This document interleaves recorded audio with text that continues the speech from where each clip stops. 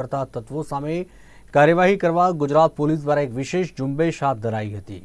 તો બીજી તરફ રોંગ સાઇડ ડ્રાઇવિંગ બાબતે પણ પોલીસે કડક વલણ અપનાવ્યું છે। આ ઉપરાંત ગુજરાતમાંથી નવા 3 કાયદા અમલમાં આવ્યા તે અંગે વિગતો પણ રાજ્ય પોલીસ તરફથી કાયદો વ્યવસ્થાના એડિશનલ ડીજીપી દીપક મેઘાણીએ પત્રકાર પરિષદ દ્વારા વિગતો આપી હતી।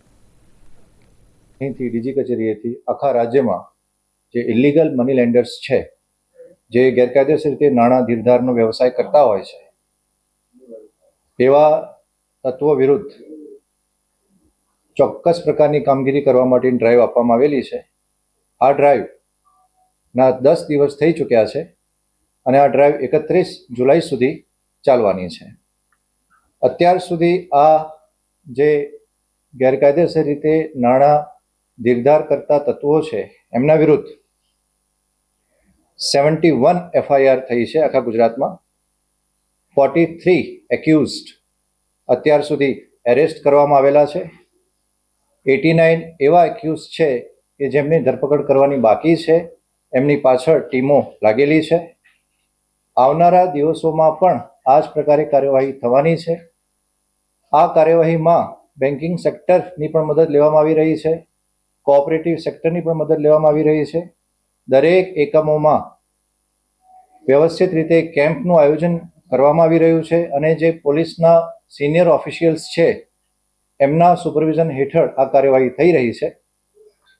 સેકન્ડ પાર્ટ, છેલ્લા 1 અઠવાડિયા દરમિયાન wrong side driving, rash driving એ બાબતે એક ઝુંબેશ ચાલી રહી છે। ખાસ કરીને ગુજરાતના 4 જે મહાનગરો છે એ 4 મહાનગરોમાં છેલ્લા અઠવાડિયા દરમિયાન આ જે ઝુંબેશ ચાલેલ છે એ અંતર્ગત 2153 2153 જેટલા ગુના દાખલ કરવામાં આવેલા છે। આ સિવાય અન્ય કામગીરી પણ ચાલી રહેલ છે, પણ આ કેટલાક એવા કિસ્સાઓ છે કે જેમાં ગુનો દાખલ કરવો જ પડે, જેથી કરીને એક કડક મેસેજ જાય। આ કાર્યવાહી પણ આવનારા દિવસોમાં ચાલુ રહેવાની છે। આપ બધા જાણો છો, સુવિદિત છો કે આજથી નવા 3 કાયદાઓ અમલમાં આવેલા છે। ગુજરાત પોલીસ હંમેશા ટેકનોલોજીના માધ્યમમાં કે કોઈ પણ નવું હોય એ બાબતે ગુજરાત આગળ રહ્યું છે। આનું અમલીકરણ વ્યવસ્થિત રીતે થાય, સ્મૂથ રીતે થાય એ માટે છેલ્લા કેટલાક દિવસોથી સતત મિટિંગો, સતત ટ્રેનિંગ, સતત મોડ્યુલ્સ બની રહ્યા છે અને આપણે ત્યાં ગુજરાત રાજ્યમાં પણ આ કાયદાઓ અમલમાં આવી ચૂક્યા છે।